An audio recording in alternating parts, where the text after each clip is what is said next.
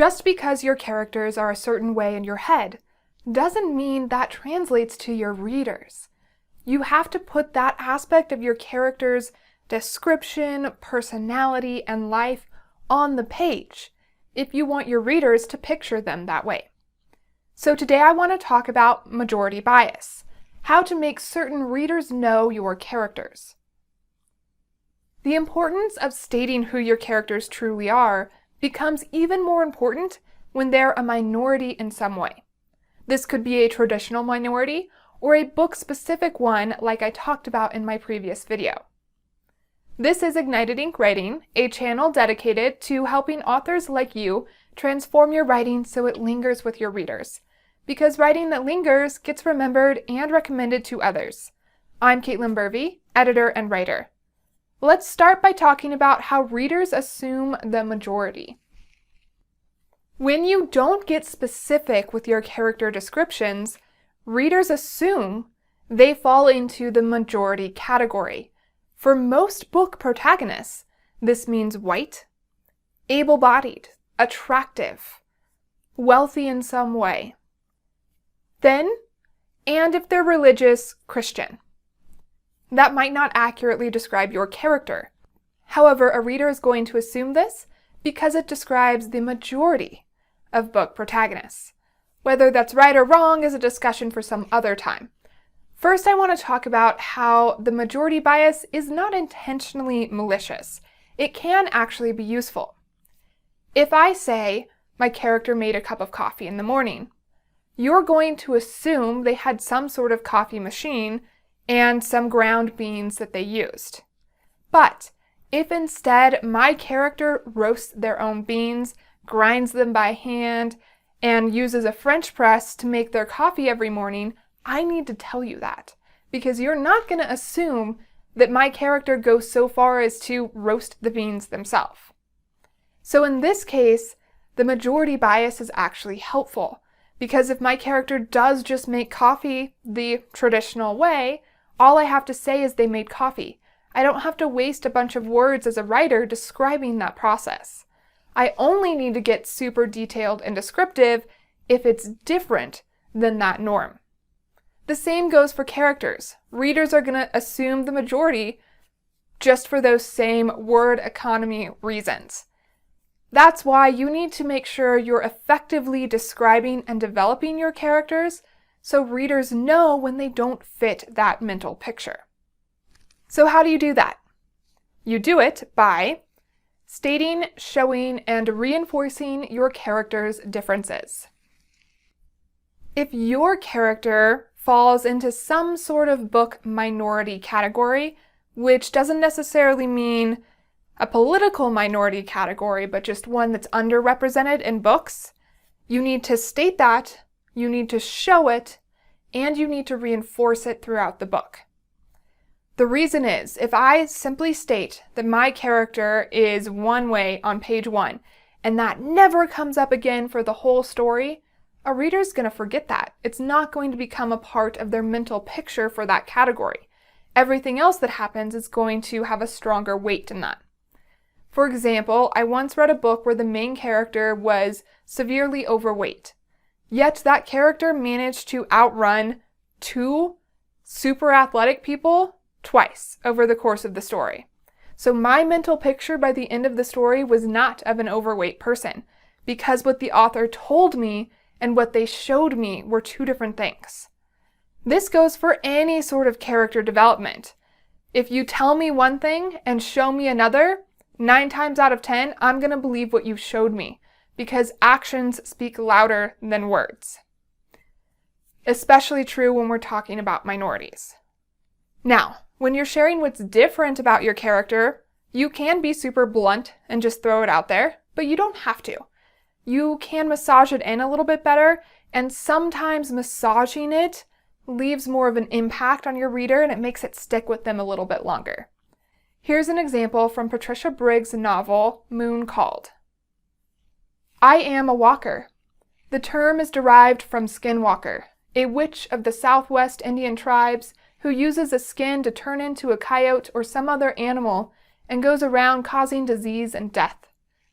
The white settlers incorrectly used the term for all native shape changers, and the name stuck.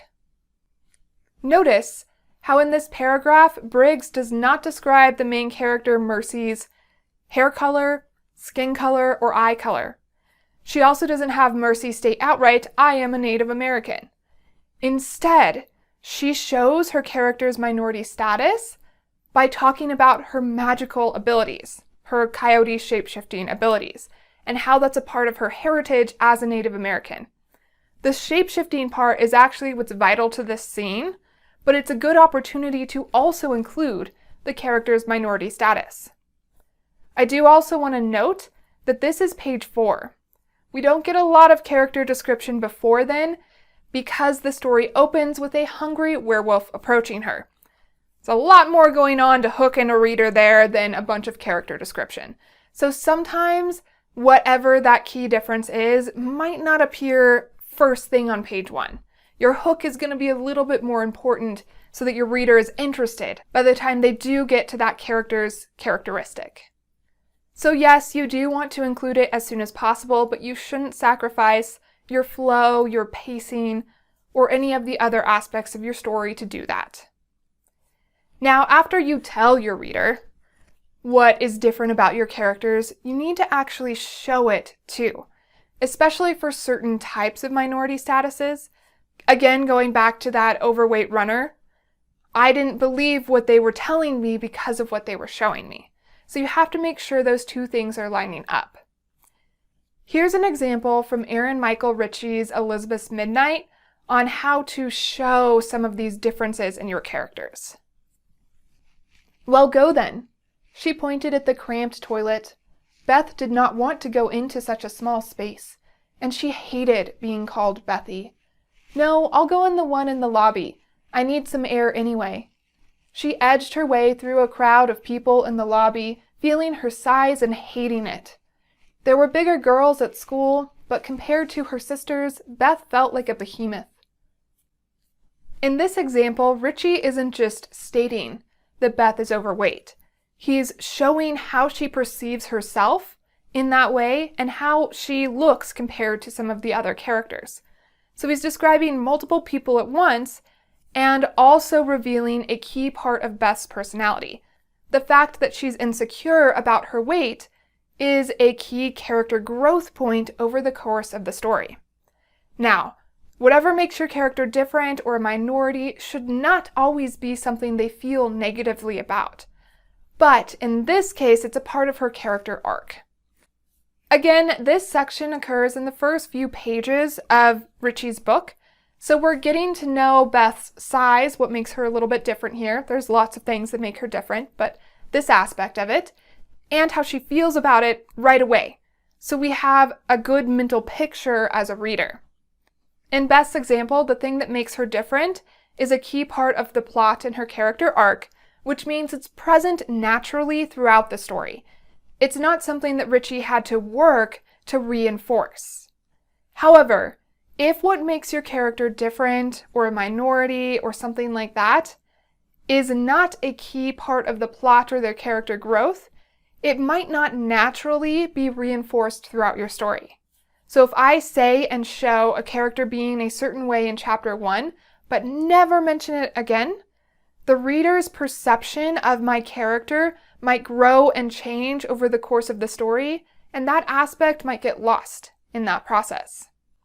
In Briggs' Moon Called, the fact that Mercy is Native American is not a central plot point necessarily, but it is still a major part of who she is. So Briggs finds ways to bring it back up to remind her readers that are natural and fit the character. This is how I tend to write minority characters myself. Usually whatever their difference is not the key plot behind the story, mainly because I like to write fantasy, but it's still a key part of who they are, so it's still present throughout. That means that I do still have to remember to reinforce that part of the character occasionally throughout a longer piece. Writing minorities and diverse characters is about depicting lots of different types of people. But if you don't reinforce that characteristic, it kind of negates the whole point in making them that way. You're not really accurately representing them if your reader forgets by the end of the book that that's how they are. So that's why you need to state, show, and reinforce that aspect of your character. Next, I want to share an editor's thoughts on characterization. Any key aspect of your character should be approached in this way. It doesn't just have to be the minority status, the thing that makes them underrepresented. But it does still need to be reinforced, otherwise your readers will forget. However, when you're doing that, be careful not to overdo it. If you're writing a book where your characters do a lot of makeup or in some other way are interacting with their skin a lot, you don't need to mention their skin color every single time you bring up their skin. If your character is not as attractive as their friends, it gets really annoying if every time they see their friend, they compare themselves to them in a super negative way, and that's basically all the character is thinking about. So make sure when you are reinforcing these differences within your characters that you're not overdoing it or doing it every time you have the opportunity. Pick the opportunities where it best fits your story, especially ones where that part of that character is going to have a little bit more of an impact on the choice they make or the reason they do something different. For example, if I'm writing about a Muslim woman spy and she's trying to escape the enemy spies or something like that, I might have her go into a woman's only area like a bathroom or something and switch out her head covering to something completely different that will help her blend in more and look different so she can evade her captors. By doing that, in no way do I have to say she's Muslim, again, to remind the reader of that difference. I show it by having her change out her head wrapping. So that's an opportunity where I get to use her difference to the character's advantage. So again, remember that readers are going to assume the majority unless you make it clear otherwise. How do you reinforce these aspects of your characters? Share your process in the comments below.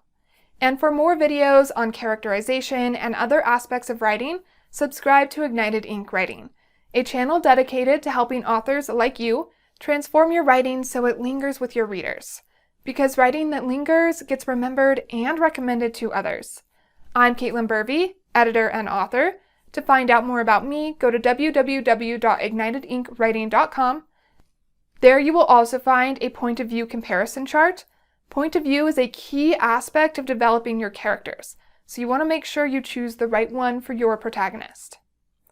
And if you want to see how I approach developing and reinforcing these characteristics in my characters, check out my book, When Magic Calls, a collection of modern fairy tales.